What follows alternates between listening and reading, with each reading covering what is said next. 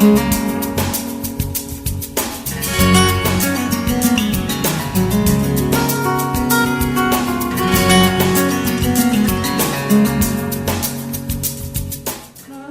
save our gracious Queen, long live our noble Queen. God save our Queen, set her victorious, happy and glorious, long to reign over us. God save our Queen. Out of the huts of history's bane, our ancestors bled and died, but with strength and willpower we overcame to restore Virgin Islands' pride, to preserve the beauty we divide the plan, to obtain ownership of your precious land. Educating your people is the golden key to maintain the success of this territory. Oh, how radiant are your daughters, and how wealthy are your sons. Your beaches boast your beauty, and your success is second to none. Green and brilliant are your hillsides, they replenish our hopes and pride. Oh, beautiful Virgin Islands, your qualities can never be denied. May God richly bless this territory. May we ask three things of thee: courage for our great leaders, that they may rule our destiny. We ask for wisdom for our people, that they may live in harmony, and understanding for our children, that they may cherish this legacy. Oh, how radiant are your daughters, and how wealthy are your sons. Your beaches boast your beauty, and your success is second to none. Green and brilliant are your hillsides, they replenish our hopes and pride.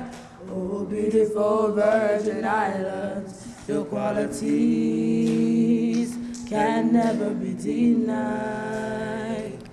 Oh, beautiful Virgin Islands, your qualities can never be denied.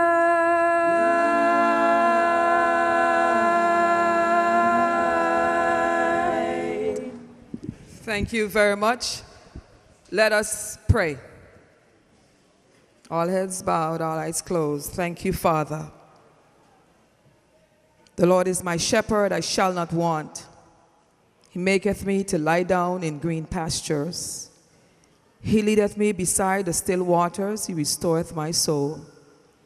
He leadeth me in the paths of righteousness for his name's sake.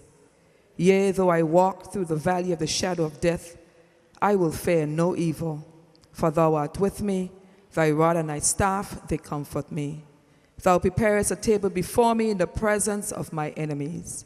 Thou anointest my head with oil, my cup runneth over. Surely goodness and mercy shall follow me all the days of my life, and I shall dwell in the house of the Lord forever. God, we thank you for this beautiful day. We are grateful to be alive. And as we gather in this setting, in remembrance of Caribbean Examination Council, what it has done for us in the Caribbean, and the vision to propel forward, we ask, God, that you will be with us in this setting. Let this panel discussion be a productive one. Students will go away having learned much. We are thanking you for order, and that everything will flow smoothly. Bless the panelists today. Bring back to their remembrance all that they need to share, that truly we would have learned and be so enlightened at the end. We pray, God, a blessing on this institution as we are here. Mold, make, build it into the institution that you have ordained, continuously producing young lives that will be the leaders of tomorrow. Thank you for this time. We ask your blessings on this program today. In Jesus' name, amen. Acting Deputy Permanent Secretary, Mrs. Prudence McTavius. Members of our panel. Principals, staff, students, good morning. My name is Connie George, and I am one of the education officers. And our goal for being here this morning is to share with you, the students, what is the vision of the ministry as it pertains to Caribbean Examination Council. We have with us some individuals who will be sitting on our panel that have been involved in CXC in various forms. That information you will get a little later. But we want to acknowledge Miss Colleen Penn, who was instrumental in pulling this entire package together. Let's put our hands together for Miss Penn for fulfilling this assignment. My purpose or my task this morning, first of all, is to welcome you to this panel discussion. The format in which we intend to celebrate or recognize 40 years of CXC's existence in the Caribbean. So it's older than all of you sitting here as students, and maybe even some of the adults. And I'm intending to give you a brief, very brief overview of the early beginnings of Caribbean Examination Council. Now, I'm sure you realize, students, that you are one of the first groups where it has been mandated that you do CXC exams. Are you aware of that? Good. So, listen just for a few minutes as I give you a little overview of where this examination started and our involvement in the process. As part of the 40th anniversary celebrations of the Caribbean Examination Council, the Ministry of Education hosts this panel discussion for fifth form students. Its main goal or intent is to explain the benefits of attaining CXC certification. Today, we will feature presentations from members of the class of 1979, the first graduating class of the BVI High School, now Elmore Stoutt High School, who sat the CSEC examinations, and government officials of that time. There can be no mistake in the position of the Caribbean Examinations Council as an integral part of the region's examination system, that it has touched and shaped the lives of many in the Caribbean, and has established a foundation of culturally appropriate education, which is helping to shape the future of this region. The establishment of the council was influenced by developments in the 1960s, which saw Caribbean territories joining their counterparts in the British Empire in seeking political independence. As part of the effort to establish and consolidate their independence, countries in the region sought to create institutions that would reflect the interests, character, and aspirations of Caribbean people. Griffith, 1999. As early as July 19, 1961, during the period of the short-lived West Indian Federation, the 7th meeting of the Caribbean Advisory Council held in Jamaica noted that there was, and I quote, a unanimous desire among teachers and representatives of ministries of education and education departments of the establishment of a West Indies Examination Council. The motivation was establishing integration among the countries of the region, rested in the conviction that given the small geographic size, small population, openness of economies, the prevailing patterns of trade, the uncertainties of the global environment, integration was the only option if these countries were to remain viable and provide their populations with decent standard of living. Repeat this word. Only option. Viable. Decent standard of living. So listen to that. We had one option. If we wanted to be viable and to offer people a decent standard of living, we had to create an opportunity in the Caribbean for identity and civilization. I quote, "The Caribbean Examination Council was a direct outcome of these beliefs and this vision. To ensure that it became an instrument of decolonization, CXC adopted a mission that would provide the region with syllabuses of highest quality, valid and reliable examinations, and certificates of international repute for all students of all ages, abilities, and interests," end of quote. In addition, it was mandated to provide services to educational institutions in the development of syllabuses, examinations, and examination administration in the most cost-effective way. CXC was given an all-inclusive mandate to conduct such examinations as it may think appropriate and award certificates and diplomas on the results of examinations so conducted. And I continue.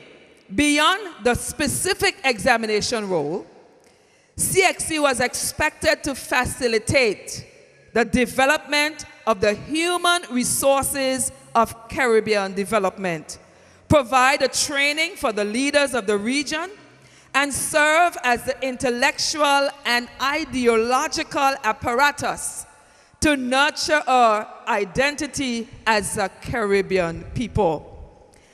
As an indication of its continued role as an instrument of decolonization, the current registrar has redefined, and I wonder if anybody remembers who's the current registrar. He was here about 2 years ago, a year and a half ago. Dr. Diticus Jules spoke with you. He's saying he wants us to reposition the organization as the leading, let me hear you say leading certification body for the region. And its new mission is to assure the global intellectual competitiveness of the Caribbean. Therefore, the first meeting for CXC was held January 11th and 12th, 1973 in Barbados. The BVI was represented. It was represented by Mr. Charles Wheatley, now Dr. Charles Wheatley, who's here with us today, who was at the time the principal of, who could tell me? Make a good guess. BVI High School. Great. And the then Chief Education Officer in 1973. Who could give me a guess? Nobody? Mr. George Clough. You wouldn't know him. There were 16 participating territories in the Caribbean. So that tells us that they had a very good buy-in to this proposal. You agree? Yes, a very good buy-in at their very first meeting. At that time, they started off with 5 subjects. Okay. Over time, the council has grown, and they are now issuing several examinations. When they started, they were only doing Caribbean Secondary Education Certificate. That's the one that you are now writing, the CSEC. And it replaced the then O-levels of the British Examination Boards, GCE O-levels. Secondly, they are now offering Caribbean Advanced Placement Examination, CAPE. You heard about that? Have you? You haven't heard about CAPE? It's replacing the traditional A-levels of the British Examination Boards. More recently, it now offers a Caribbean Certificate of Secondary Level Competence, CCSLC, a pre-CSEC assessment of critical skills that all students are expected to accomplish at the secondary school level. So just before you enter senior school, there's an exam that can be written. I think a few of the schools in the Virgin Islands do administer the CCSLC. The fourth one, Caribbean Primary Exit Assessment, CPEA. That is the one for Primary 5. So there's an exam that they have prepared for Primary 5. Instead of doing the local Primary 5 exam, we could have engaged in doing the Caribbean exam for the Primary 5. I'm not finished. There are more. The council also offers Caribbean Vocational Qualification, the CVQs. And this has to do with technical services. So basically we have those 5 examinations at the moment that are offered by CXC. CXC introduced the region to the use of a wide range of modern assessment practices. It made use of objective tests, free response questions, structured questions, oral examinations, practicals, projects, and field studies. However, there are 2 things that they consider major innovations for CXC. 1, they have put forward in these exams a profile of achievement. A profile of achievement. So in addition to the overall performance for each subject, which was taken by the student, you actually get a breakdown of what you do in each subject.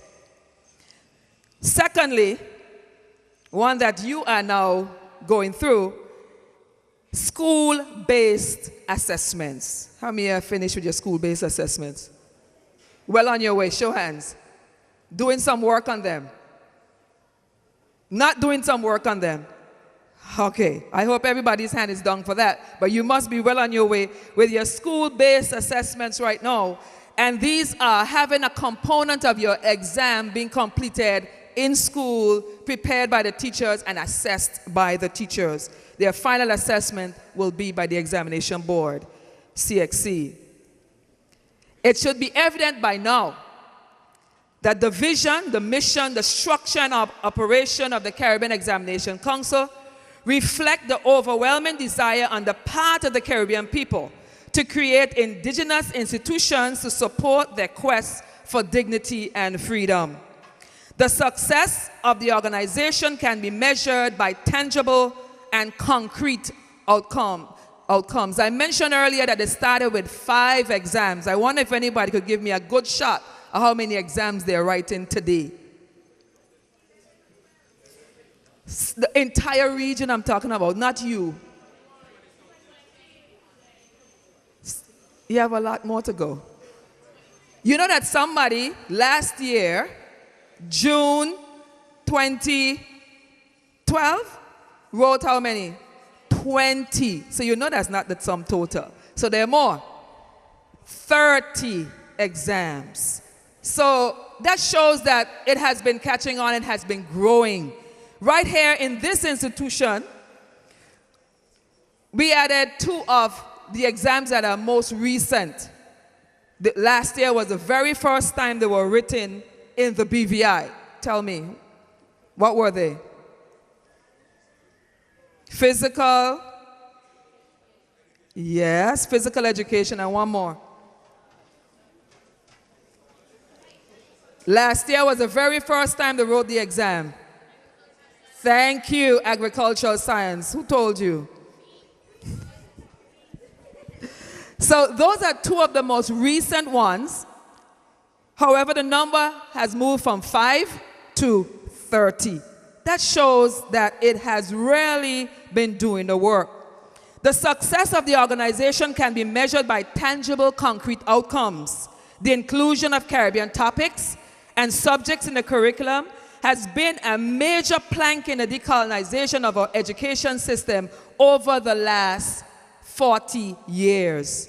The wide acceptance of the examination in the region and recognition internationally signal that the Caribbean people, through cooperation, are able to build institutions that can project their sense of achievement at the regional and international level. So today we are commemorating or celebrating the 40th anniversary in the form of a panel discussion. The theme for this 40th celebration is celebrating the accomplishments, continuing the journey. Let me hear you. Celebrating the accomplishments, continuing the journey. The panel discussion topic for us today will be the significance, importance, and value of CXC in the Virgin Island society. What are the main objectives? 1, to expose students in the Virgin Islands to the benefits of having a CXC certification. 2, highlight what CXC offers, the quality of the examinations, and its impact on the local landscape. 3, explain to students why they are now required to sit the CXC examination. Show that in place of the SATs from the American system, CXCs are now being accepted. And how can CXC benefit you? Sitting on our panel today, and as I call the names, I will ask you to please come to the stage. Mr. Elton Georges. Yes, please.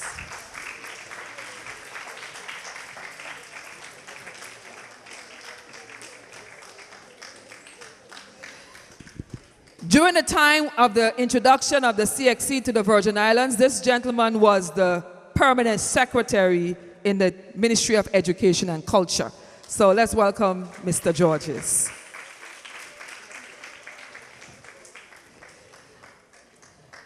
Secondly, Dr. Charles Whitley. Please come to the podium. And we established his position earlier. What was his position? Principal of the BVI High School, the now Elmore Stoutt High School.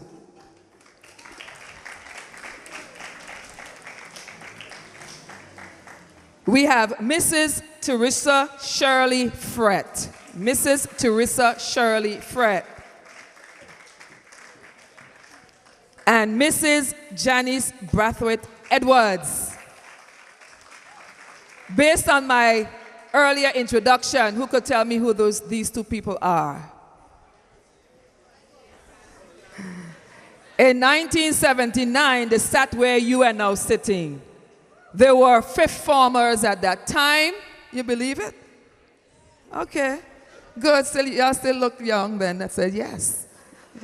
They were fifth formers at the time, and their class was the first graduating class in the territory to write CXC examinations. And we have Mrs. Andre Corbin Hodge,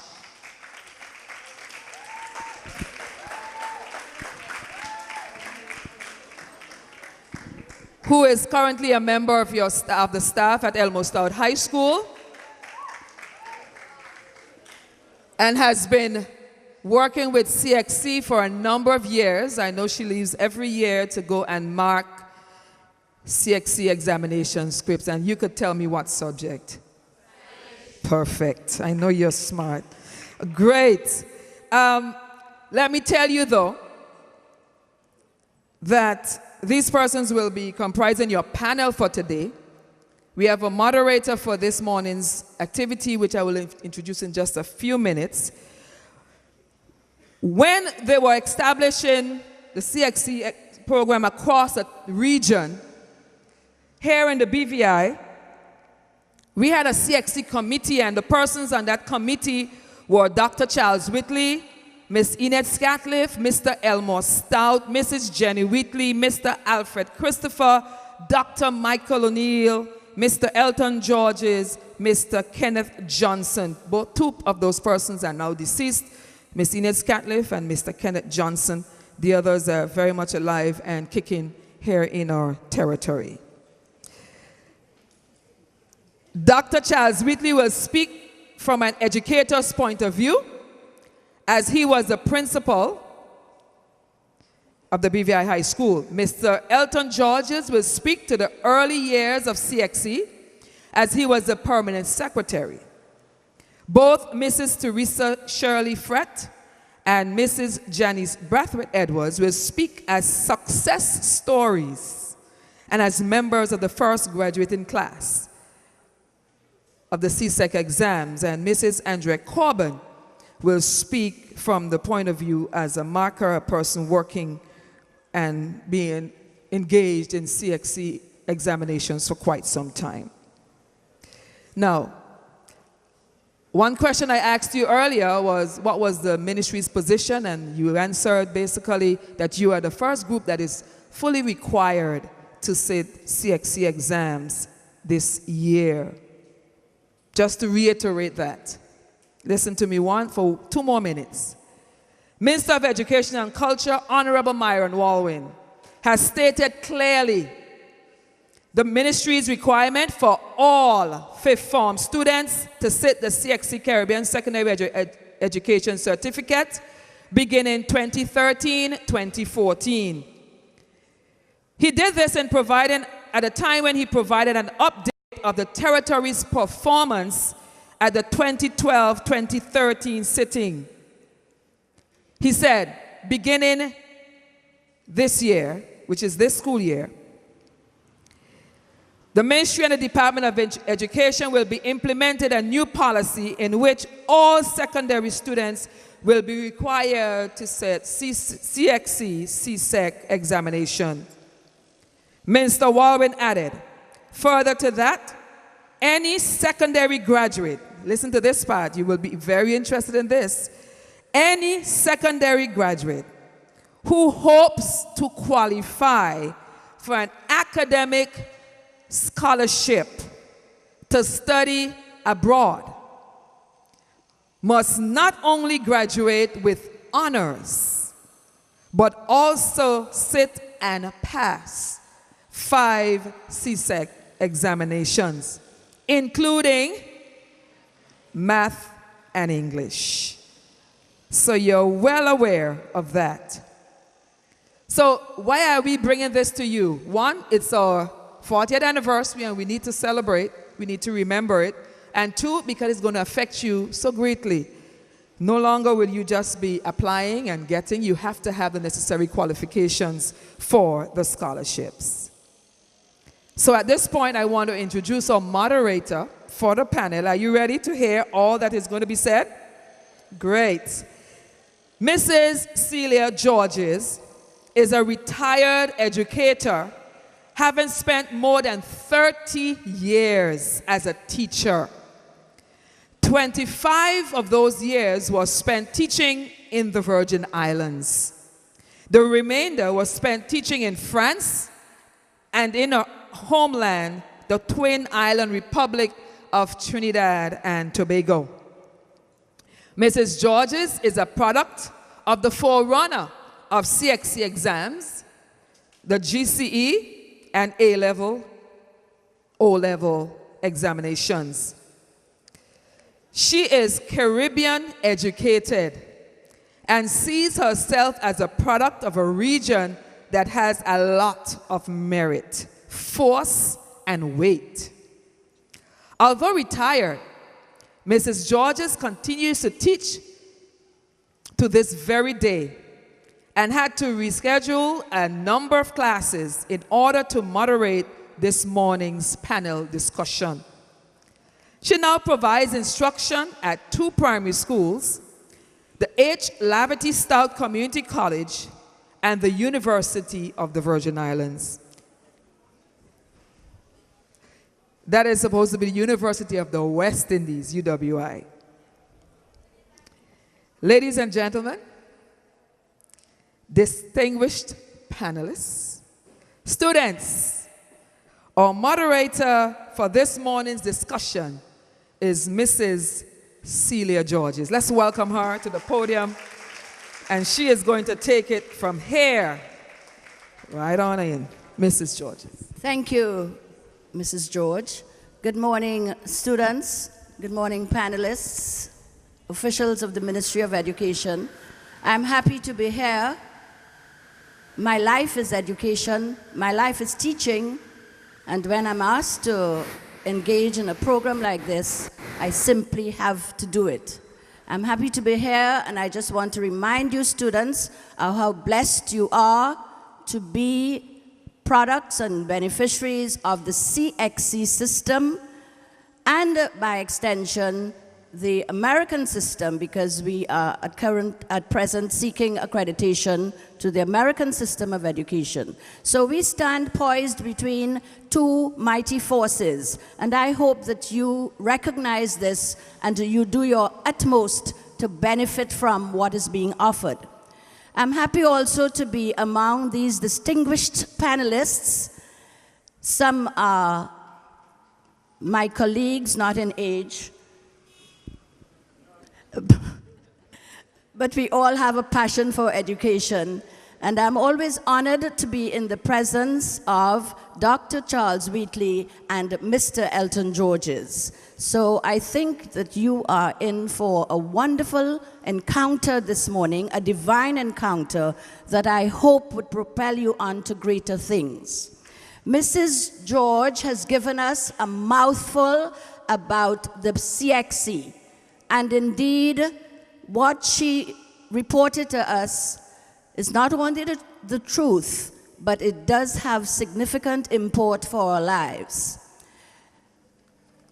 CXC moved from 5 subjects. She said 30. My last reading was 33, and we are counting. I'm happy to report that I stood here a few years ago to introduce theater arts to the CXC syllabus. So those of you who are pursuing theater arts, there were pioneers. The first set of students were pioneers. And under the astute leadership of Janice George Harris, who was sent by God to this institution at the time when I was seeking to pilot theater arts as a CXC subject. She has done excellently well. She produced excellent results at her first attempt, and she has continued to do so. She did her work together with pioneering theater arts as a CXC subject, along with the BVI High Drama Society. I'm happy to report that I'm the founder of the BVI High Drama Society. I'm happy to learn this morning that there are 2 new subjects added to the list, especially agricultural science. I've been talking about agricultural science as a subject for study because I'm not only a product of a mother teacher, but a father farmer. So agriculture is dear to my heart. So I want to congratulate the high school. I want to congratulate the Department of Education. You are, like agriculture, on the move. Our panelists today are going to, as they come to do their presentation, they are going to introduce themselves. So you would have it not from the horse's mouth, but you would have it from the very speakers themselves. And I'd like to introduce first Mr. Elton Georges, who is currently the Complaints Commissioner. He was former Deputy Commissioner, and he was intimately involved in the CXC process in the Virgin Islands. Let's welcome Mr. Elton Georges. It's a rare privilege for me to speak to such a large group of students, and I indeed cherish it and thank Ms. Colleen Penn for inviting me to be on this panel this morning. I begin with a word of apology. I will have to leave at about 10:45 to keep another appointment. Ms. Yvonne George, in her wide-ranging and packed opening address on the CXC, said almost everything there is to be said. I thank her for her kind introduction. I'd like to, for the sake of historical accuracy, just correct a couple of points in that in 1973, the title I held was not yet Permanent Secretary, it was Administrative Secretary. That title was changed to Permanent Secretary in 1974, at my urging, I would say, to be in line with the other countries and associated states of the Caribbean. And secondly, I was in the Chief Minister's office. I was Administrative Secretary in the Chief Minister's office, which at that time was the Ministry for Education, as well as a number of other subjects. There was only a Ministry for Education and Culture was created in the late 90s, the 1990s. But prior to that, education was a subject in a number of in other ministries. And so at that time, the Chief Minister in 1973 was the late Honorable Mr. Willard Wheatley, was also the Minister of Education. By way of very brief background, I myself, of course, was a product of the system that the CXC was created to replace, in that in 1955, when I came down to this secondary school over there, the Virgin Islands Secondary School, and went through that school from 2nd to 5th form. In the course of that period, I wrote a number of examinations from outside, external examinations. We did something called, in the 3rd form, called the RSA, the Royal Society of Arts examinations. We did something called the LCC, the London County Council, London Chamber of Commerce examination. And then, of course, at the end of my 5th form year, we wrote the Senior Cambridge examination. Now, the thing common to all of these examinations is that they came from England. They came to us from England. They were designed in England. And we were invited, allowed to write those examinations here, and the papers went back to England to be marked. And we got our grades. And you can imagine that being designed in England, they were designed for English students. They reflected English culture, or you might say British, because there's also Scottish. And so, of course, we had to be expert in manipulating arithmetic problems and mathematic problems that came out of that culture. We had to be expert in those examinations, for example, in doing things in pound, shilling, and pence, which I'd never seen a pound, a shilling, or a penny piece. But we did a lot of sums in them. We had to do problems about trains going from London to Glasgow and how long it took. And we'd only seen London and Glasgow on a map maybe, or read about them in books. In those days, there was not even television. That came much, much later. So it was abstract to us. We had to use our imagination, but we managed it. So that was a point about those examinations. The geography, I was more familiar with the geography of North America and Australia than I was about the geography of the Caribbean. And I won't talk about the Virgin Islands. I mean, that was not part of the curriculum at all, to know anything about the Virgin Islands. So that was the system that we came out of. And I wrote the Senior Cambridge examination in 1958. And then in 1960, I think, did something called the Higher School examination, also from England, with a bias toward England.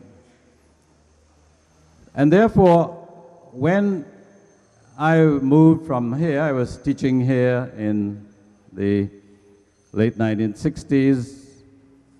As a matter of fact, it began in the secondary school in 1965, and then that became the high school in 1968, or the comprehensive school. And then in 1971, I was transferred to the Chief Minister's office.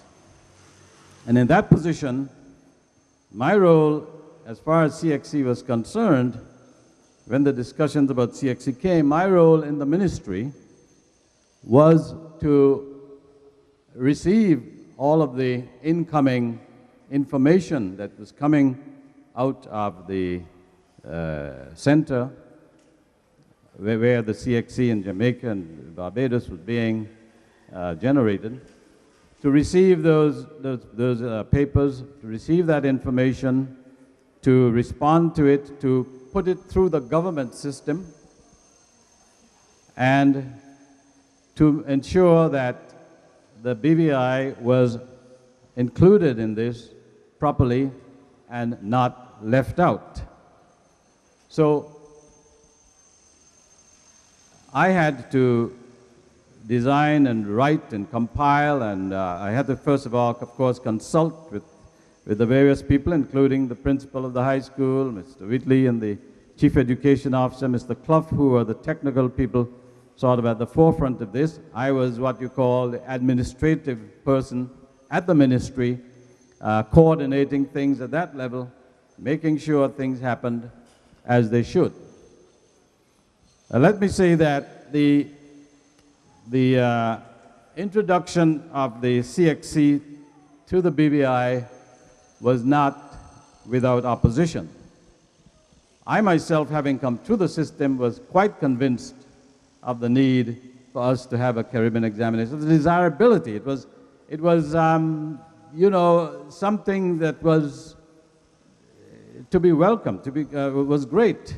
I rejoiced in seeing this come along because, like everybody else at that time, I was a product of my times. The 1960s were years of great ferment. Winds of change were blowing all over the world. In the United States, the civil rights movement and black power movements had come of age.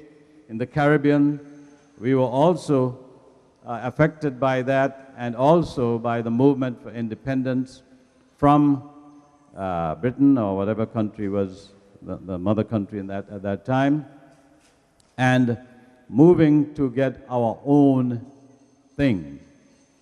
And so the Caribbean examinations was, for me,